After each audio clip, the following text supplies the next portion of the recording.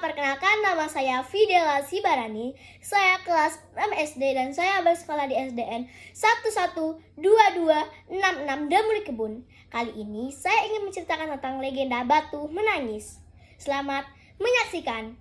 Alkisah di balik hutan lebat Kalimantan, hiduplah seorang janda tua dan anak sematawayangnya yang bernama Darmi. Darmi seorang anak gadis yang sangat cantik jelita, namun kecantikannya tidak sesuai dengan perilakunya dan juga hatinya. Dia seorang anak yang manja, pemalas, dan juga sangat angkuh dengan kecantikannya itu. Darmi tidak pernah membantu ibunya bekerja. Seluruh pekerjaan ibunya yang mengerjakan, dan Darmi hanya menghias dirinya. Sedangkan sang ibu seorang wanita tangguh dan selalu bekerja keras. Segala pekerjaan apapun itu selalu dilakukan oleh ibunya asalkan halal. Ibunya bekerja demi si anak sematawayangnya Darmi dan untuk memenuhi kebutuhan sehari-hari mereka. Singkat cerita, pada suatu hari, Ibu Darmi memiliki pekerjaan. Setelah melakukan pekerjaan itu, Ibu Darmi menerima upah yang cukup banyak. Namun, itu cukup saja untuk makan mereka.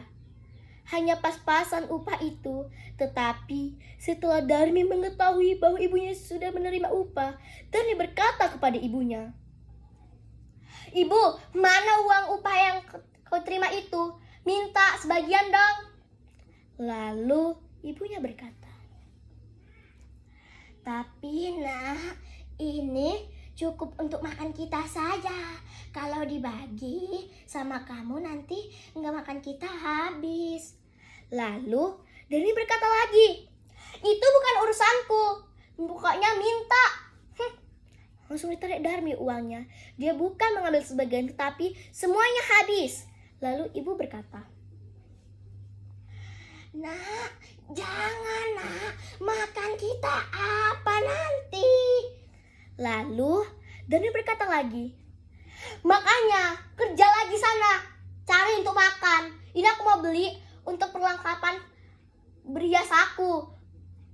Ternyata perlengkapan berias dia sudah hampir habis. Jadi dia memakai uang itu untuk membeli perlengkapan yang sudah habis. Singkat cerita, ibunya pun sangat kecewa dengan perlakuan anaknya itu. Tetapi ia tidak pernah mengungkapkan perasaan itu kepada Darmi.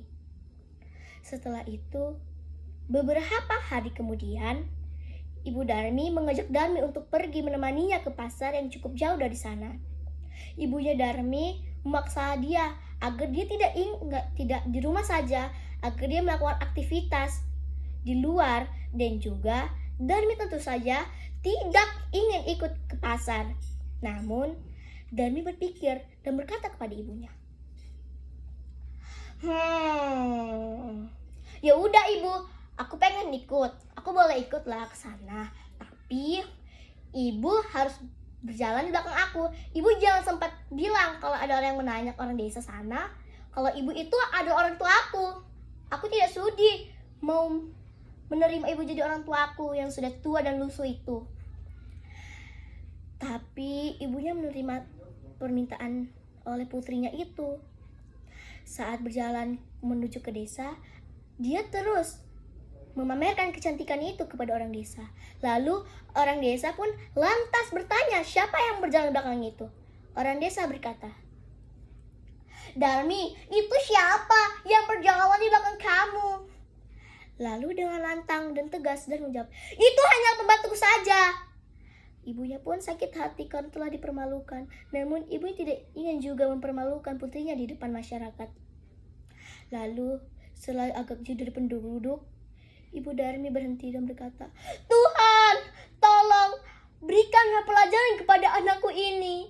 Dia sudah tidak mengakui aku sebagai orang tuanya karena aku sudah tua dan lusuh."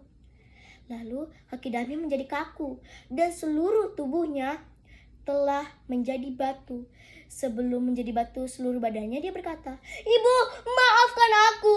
Aku tidak akan melakukannya lagi, mengulanginya lagi. Maafkan aku, Ibu."